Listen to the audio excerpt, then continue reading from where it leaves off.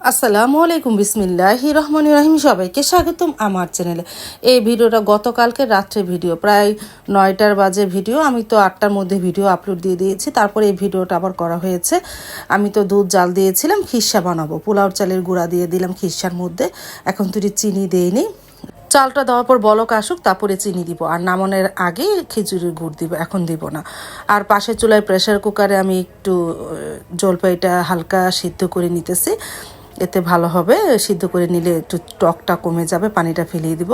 তারপর তো একটা পুডিং বানিয়েছিলাম, পুডিংটা নামিয়েছি ঠান্ডা হওয়ার পর। মাশাল্লাহ অনেক সুন্দর হয়েছে, আর আমার পুডিংটা অনেক সুন্দর হয়। আমি এই পুডিং বানানো শিখেছি ঢলির কাছ থেকে। আমি সেজু জাল ঢলি, ও আমার পরিমাপ সব কিছু বলে দিয়েছে, ওর থেকে শিখা। আলহামদুলিল্লাহ পুডিংগুলো অনেক ভালো হয়, আমি এর আগেও বানিয়েছিলাম। পুডিংটা কাটার পরে সারামণি দেখো সাথে সাথে খেয়ে নিল, ও তো খুব পছন্দ করে পুডিং খায়।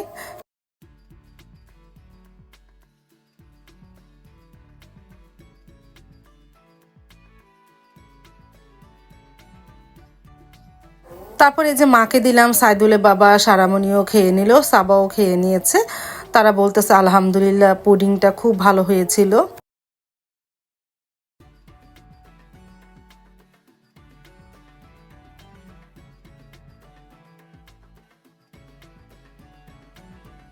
আবারও রান্নাঘরে চলে আসলাম, খেজুরের গুড়টা কেটে নিই।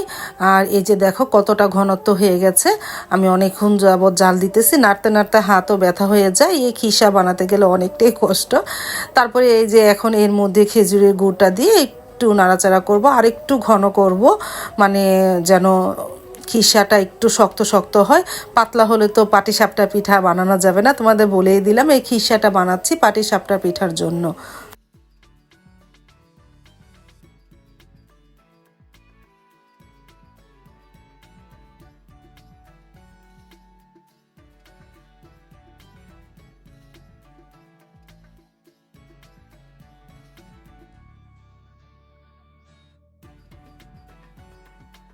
শুভ সকাল। আজ শুক্রবার, সকাল থেকে নতুন ব্লগটা শুরু করে দিলাম।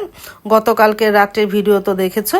আর সকালে ওঠার পরে এই যে ভাবি সব কিছু ধুয়ে দিয়ে গেছে, আর এই যে জলপাই সিদ্ধ করে ঝরা দিয়ে রেখেছিলাম গতকালকে রাত্রে।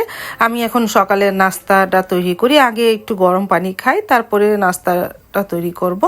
আর তার আগে মনে পড়লো তেল কম আছে, এই জন্য একটু বাহিরে আসলাম, দোকান থেকে তেল নিয়ে আসে। আমাদের পাশের, মানে আমাদের বাড়ির পাশেই 2টা দোকান আছে, যদি সামনের দোকানে না পাই পরের দোকানে যে একটা তেল নিয়ে আসব। তারপরে হাঁটতে হাঁটতে এই যে বাহিরে যাচ্ছে, আর ভাবি তো কাপড় চোপড় ধুয়ে রোদ্রে দিতেছে। ভাবি তো সকাল সকালই চলে আসে, প্রথমে থাল বাসন ধোয়, তারপরে কাপড় চোপড় ধুয়ে চলে যায়, আবার আসে।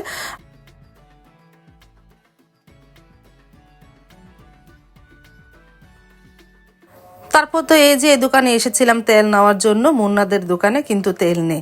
তারপরে হাঁটতে হাঁটতে সামনের দিকে যেয়ে তেলের বোতল নিয়ে আসলাম, একটা 1 লিটারের তেলের বোতল কিনে আনলাম। ওই সামনের দোকান, এই দোকানে পেলাম না, একটু দূরে দোকানে গেলাম। ওই যে দেখা যাচ্ছে দোকানটা, স্পষ্ট বোঝা যাচ্ছে না, আরেকদিন গেলে তোমাদের দোকানটা দেখাবো। এক ভাবির দোকান, তার বাড়ির পাশে এই দোকানটা সে দিয়েছে। তারপরে আবার হাঁটতে হাঁটতে বাসায় চলে যায়, যে গরম পানি খেয়ে নাস্তাটা বসিয়ে দিব না। চলে আসলাম ঘরে, গরম পানিটা করে নিলাম।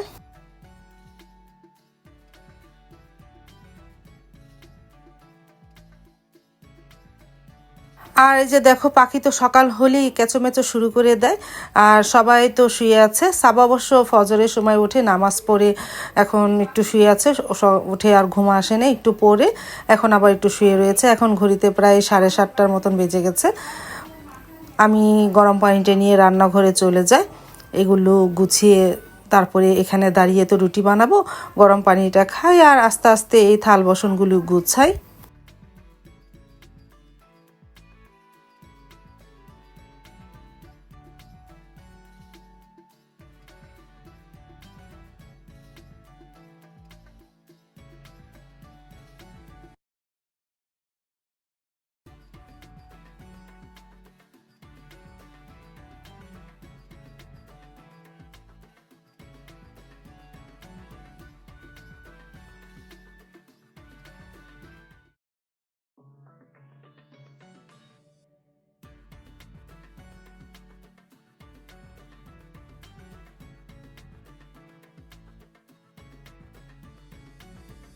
গোছানো হয়ে গেল, একটু পানিটা মুছে নিলাম। এখন আটা আর বেলন ফিরি উঠিয়ে তারপরে আটাটা সানিয়ে নিয়ে আজকে লাচ্ছি পরোটা বানাবো। গতকালকে যে খিরসা বানিয়েছিলাম, সাইদুল বাবা বলতেছে একটু খিরসাটা তুলে রাখো, সকালে পরোটা দিয়ে খাবে। তারপরে খাওয়ার জন্য আলাদা করে তুলে রেখেছি আর পিঠার জন্য আলাদা করে রেখেছি। এখন আটা নিই, আটাটা লবণ আর একটু তেল দিয়ে পানি দিয়ে সানিয়ে নিই।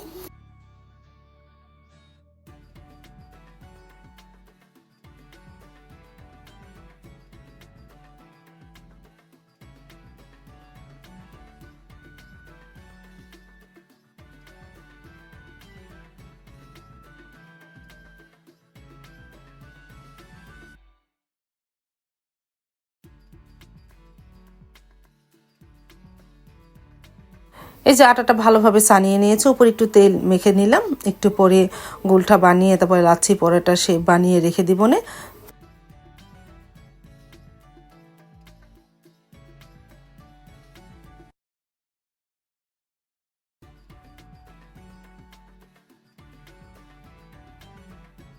আর এই যে সারামণি শুয়ে আছে, সাবাও শুয়ে আছে। সকালে উঠে তো বললাম না, নামাজ পড়ে এখন একটু শুয়েছে, নামাজ পড়ে পরে একটু পড়াশোনা করেছে, এখন শুয়ে আছে। সাইদুলের বাবাও শুয়ে আছে। আর মনে পড়লো ফ্রিজে মাছের কথা, আরও 2 দিন আগে রুই মাছ এনেছিল, নদীর রুই মাছ 2টা আমি ডিপ ফ্রিজে রেখে দিয়েছি, রাত্রে এনেছিল, এখন পানিতে ভিজিয়ে রাখি। ভাবি আসলে আইসটা তুলে দিলে তারপরে কেটে রাখবো না।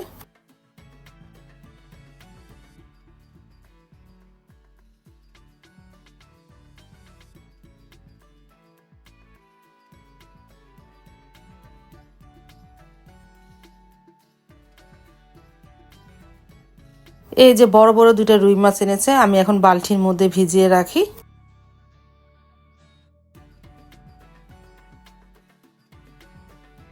চলে আসলাম পরে আধা ঘন্টা পর রান্নাঘরে। এখন পরোটা শেপ বানিয়ে রাখি, লাচ্ছির পরোটা শেপটা প্রথমে গোল গোল করে শেপ করে নিই, তারপরে পরোটা শেপ বানাবো।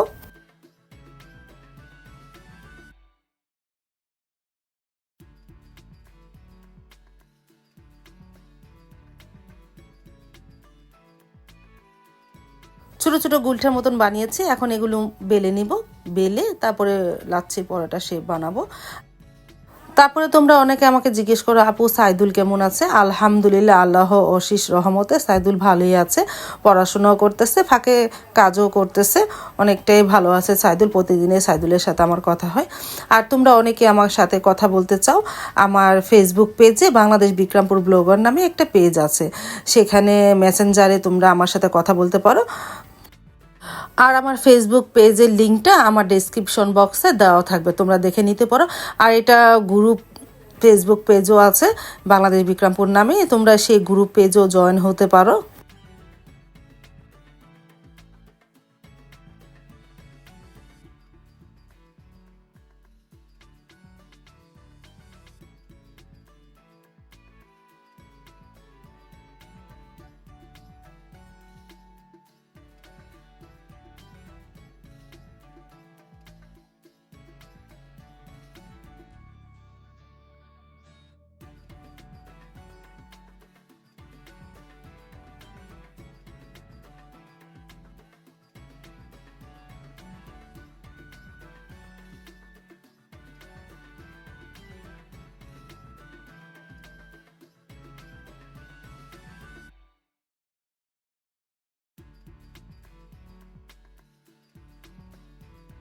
সবগুলো পরোটা শেপ বানানো হয়ে গেছে, তারপরে ডিম পোস্ট করে নিলাম।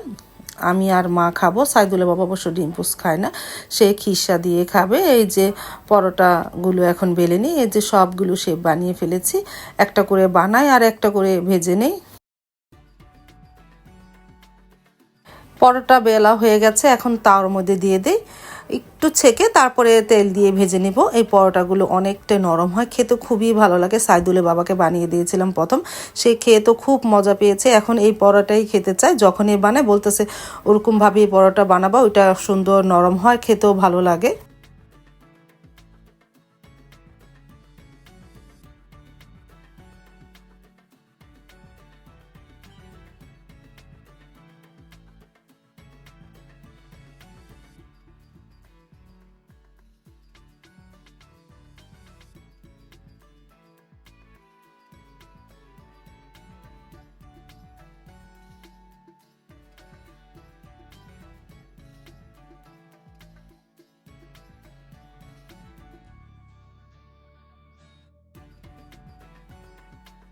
তারপর তো পরোটা দুইটা প্রথম ভেজে দিলাম, মা আর সাইদুল বাবা খেতে বসে পড়েছে, আর একটা হয়েছে তাদেরকে দিয়ে আসে, আবারও গরম গরম খেয়ে নেবে।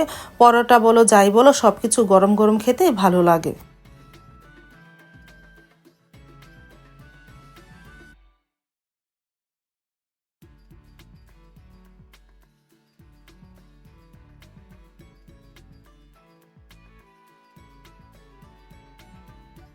তারপর তো তাদের খাওয়া হয়ে গেল, আমি একা একাই বসে এখন খাবো। মা খাচ্ছে, সাইদুলের বাবার খাওয়া হয়ে গেছে, আমি সাথে ডিম পোচ নিয়েছি, ডিম পোচ দিয়ে খাবো। আর দেখো পরোটাটা কতটা নরম, আমি ভাঙ্গি, ভিতরে ভাজ ভাজ পড়েছে আর অতটা তেলও লাগে না।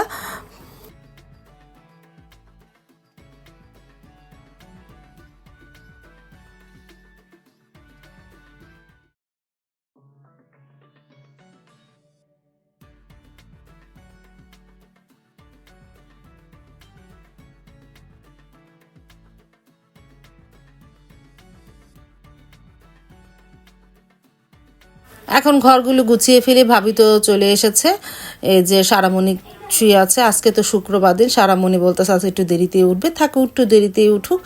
আর এদিকে ঘরগুলো তো অগোছানো, প্রত্যেকটা ঘরেই গুছিয়ে ফেলি। ভাবি চলে এসেছে, ভাবি অন্যান্য কাজ করতেছে। আর এদিকে মনে পড়লো পাখির তো সকালে খাবার দেওয়া হয়নি, পাখিকে একটু খাবার দিই।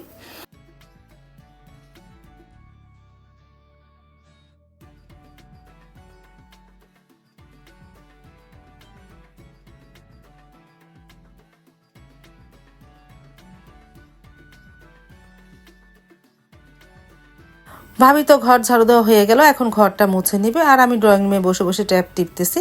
আর কি করব, ঘরগুলি গুছিয়ে দিয়েছি, ভাবি ঘর মুছে গেলে তারপরে রান্নাঘরে যাব।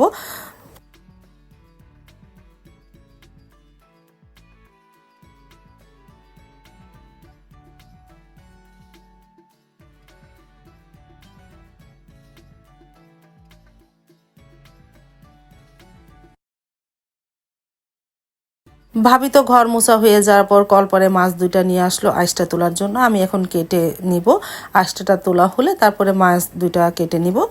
আর আজকে রুই মাছ রান্না করব না, আজকে রুই মাছ রান্না করব না, কারণ মা তো আজকে আমাদের ঘরে খাবে না, সকালে নাস্তা খেয়েছে, দুপুরের জন্য ইভা বলতেছে ওদের ঘরে খাওয়ার জন্য, এই জন্য মা ওই ঘরে খাবে। মনে করলাম তাহলে থাক, আজকে মাছ আর রান্না করব না। মাছ দুইটা একটা কাটবো আর একটা রেখে দিব, আইসটা তুলে রাখি, আর আগামীকালকে রান্না করব রুই মাছ। তারপরে তো এই যে ভাতের চাল ধুয়ে নিলাম, আর আজকে ভাত রান্না করব, চিকেন ফ্রাই করব, ফুলকপি ভাজি করব, আর মুরগি গোস্ত আলু দিয়ে ভুনা করব, আর মাছের পেটি আছে একটু ভুনা করে দেবো সাইদুলের বাবা। আজকে সাদা পোলাও রান্না করব, সাথে থাকবে টিক্কা। তারপর তো রান্নাটা শুরু করে দেয়, প্রথমে ভাতটা বসিয়ে দেয় আর পাশের চুলায় মুরগি গোস্তটাও বসিয়ে দেয়।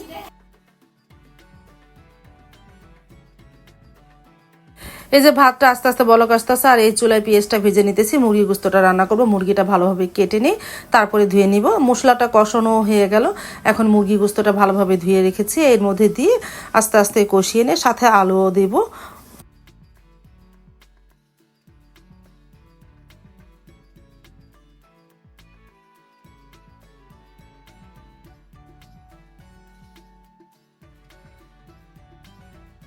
ভাত আর মুরগি গোস্ত হোক, এই ফাঁকে ফুলকপিটা কেটে নিই ভাজির জন্য। আমার সারাদিনই কাজ থাকে, ভাবির কাজ তো ভাবি করে চলে যায়, আবার আগামীকাল আসবে। আর সারাদিনে যত কাজ আছে তাই আস্তে আস্তে করতে থাকি। আজকে একটু ঠান্ডা লেগেছে, অতটা শরীর ভালো না।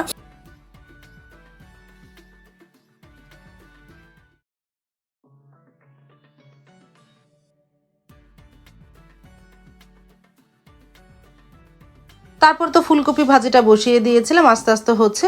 আর মুরগি মাংসের মধ্যে আলু দিয়ে দিয়েছি, আস্তে আস্তে কষাচ্ছি, একটু পরে পানি দিয়ে দিব।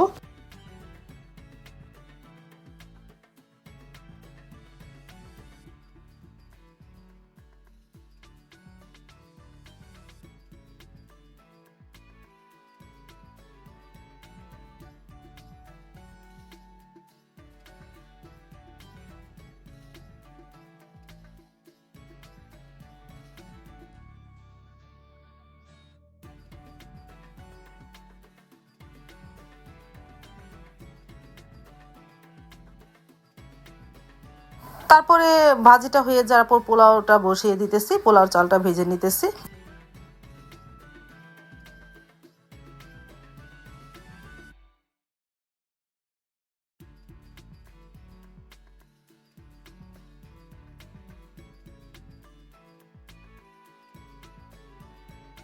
আর এই যে মুরগি গোস্তটা হয়ে গেছে, আমি জালটা নিভিয়ে দিয়েছি, একটু ঝুলঝুল করে রেখেছি, পোলাওটা খেতে ভালোই লাগবে। আর এদিকে পেঁপের কথা মনে পড়লো, পেঁপেটা কেটে নিলাম, গতকালকে এনেছিল পেঁপেটা, তারপরে কেটে মাকে দিলাম, মা প্রথমে খেলো। আর সাইদুল বাবা তো চলে গেছে জুম্মার নামাজ পড়তে, আসলে খাবে না, মাকে দিলাম, মা খেয়ে নিল।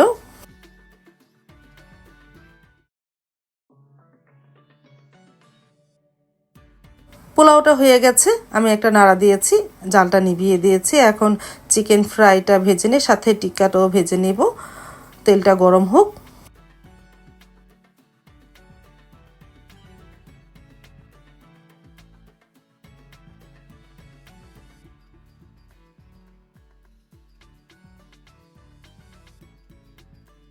এই যে আস্তে আস্তে ফ্রাইটা ভেজে নিয়েছে, 3টা ফ্রাই ভাজতেছে, আমি সাবা আর সারামণি খাবো। সাইদুলের বাবা তো ভাতেই খাবে, সে তো আর পোলাও খায় না। তারপরে খাবারের টেবিলে সব খাবার নিয়ে আসলাম, কি কি আজকে আয়োজন। চিকেন ফ্রাই, সাবা খেয়ে ফেলেছে একটা, আর যে মাংসের টিক্কা, ফুলকপি ভাজি, ভাত আর মুরগি গোস্ত আর পোলাও, এই দুপুরের মেনু। তারপর তো সাইদুল বাবা জুমার নামাজ পড়ে চলে আসলো, আমরা খেতেও বসে পড়লাম। সাইদুল বাবা প্রথমে একটু সাদা পোলাও খেলো, এখন ভাত খাচ্ছে, আর আমি চিকেন ফ্রাই আর টিক্কা নিয়েছি।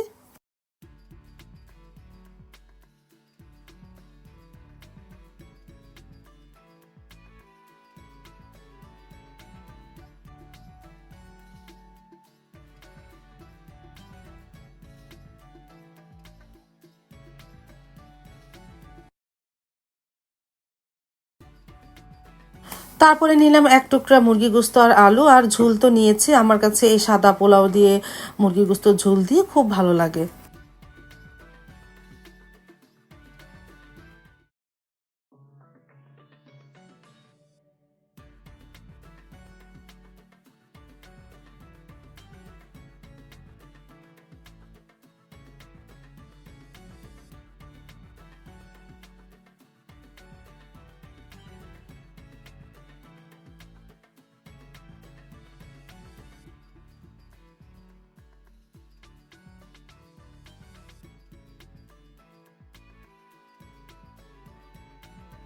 দুপুরে তো খাওয়া দাওয়া শেষ করে একটু শুয়েছিলাম, বললাম না একটু ঠান্ডা লেগেছে, ভালো লাগতেছে না শরীরটা। তারপরে আসরের নামাজের সময় উঠে বিকেল দিতে নামাজটা শেষ করে রান্নাঘরে চলে আসলাম।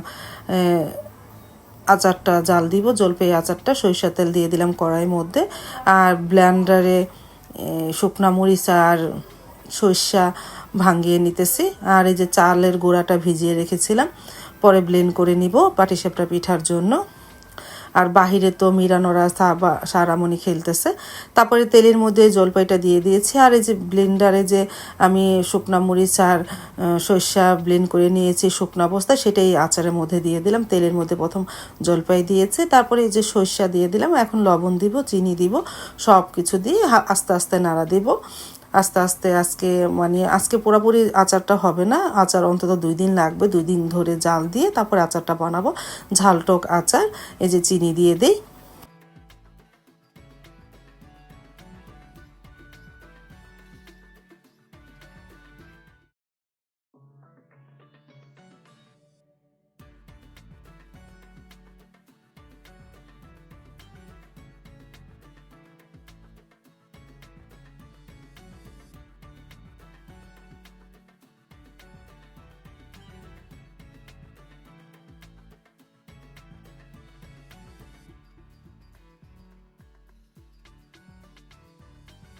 আস্তে আস্তে তো জাল দিতেছি, এখন একটু হলুদের গুঁড়া আর ধনিয়ার গুঁড়া দিব, মরিচের গুঁড়া দিব না, কারণ সরিষার সাথে মরিচ দিয়েছিলাম, এখন আর দিব না।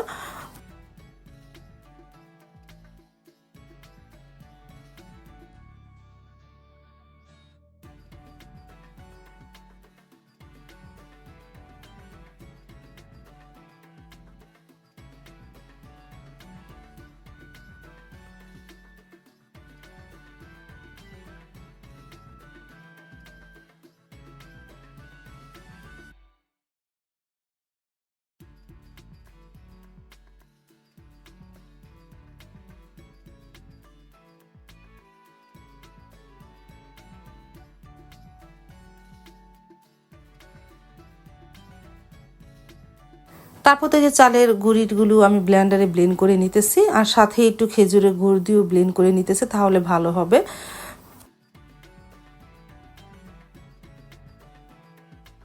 আর এদিকে আচারটা আস্তে আস্তে হচ্ছে, আমি জালটা নিভিয়ে দিয়েছি। আজকে আর জাল দিব না, আগামীকালকে আবার আরও জাল দিয়ে মিষ্টিটা দেখবো, পাঁচফোড়নে গুঁড়া দেবো নামানোর আগে, তাহলে জলপাইয়ের ঝালটক আচার হবে। আর এদিকে সন্ধ্যার নামাজ পড়ে একটু রান্নাঘরে আসলাম, মাথাটা একটু ব্যথা করতেছে, মনে করলাম একটু কফি খাই, তারপর সাবাও খাবে, সাবাকে দিলাম আর আমি খেলাম।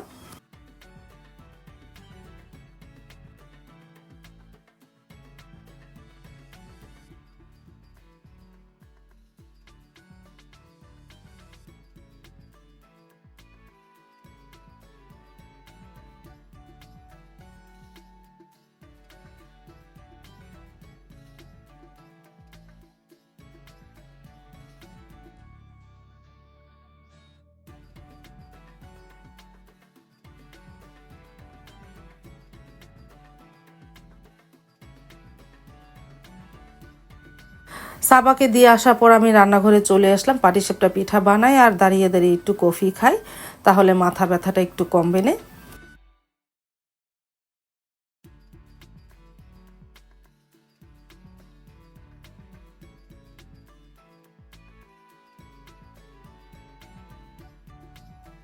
তারপরে এই যে পাটিসাপটা পিঠা বানিয়ে নিতেছি। আর এই যে খিসাটা এতটাই শক্ত হয়েছে, চামচ দিয়ে খিসাটা দেওয়া যাচ্ছে না। তারপরে আমি চামচ দিয়ে তুলে হাত দিয়ে খিসাটা দিতেছি। তোমরা আবার কিছু বলো না যে আপু তুমি হাত দিয়ে খিসাটা দাও, কারণ দেখো খিসাটা কতটা শক্ত হয়েছে, চামচের থেকে নড়তেই চায় না। তারপরে আমি পাটিসাপটা পিঠা বানিয়ে ফেললাম। আলহামদুলিল্লাহ পাটিসাপটা পিঠাগুলো খুবই সুন্দর হয়েছিল আর খেতেও অনেক মজা হয়েছিল।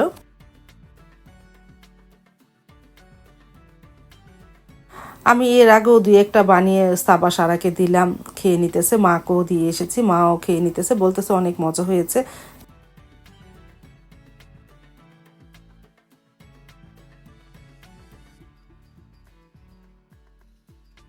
এই যে মা বসে বসে খেয়ে নিল।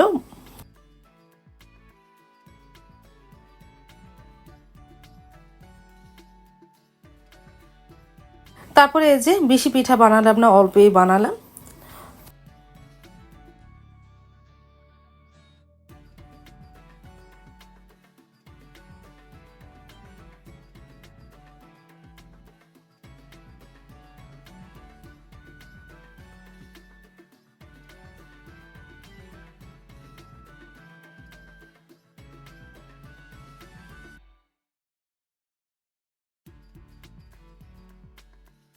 আজ তাহলে এই পর্যন্ত, দেখা হবে আগামীকালকে নতুন আরেকটা ব্লগ নিয়ে। আল্লাহ হাফেজ, আসসালামু আলাইকুম। পিঠার এই শেপটা তেমন একটা সুন্দর হলো না, আস্তে আস্তে বানাতে বানাতে অনেকটাই অসুন্দরই হয়ে যায়, আবার অনেক সুন্দর হয় পিঠা বানানো।